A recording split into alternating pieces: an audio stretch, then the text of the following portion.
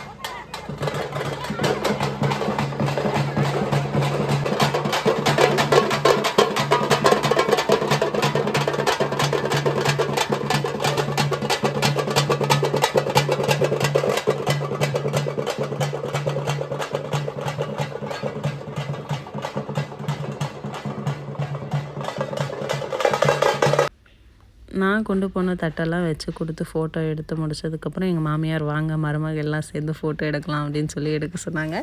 இவங்க வந்து 2 பேரும் சாப்பிடும்போது கூட இணை பிரியாத கப்புள்னு கண்டிப்பாக மென்ஷன் பண்ண சொன்னாங்க. நெக்ஸ்ட் வீடியோவில் பார்க்கலாம். பாய்.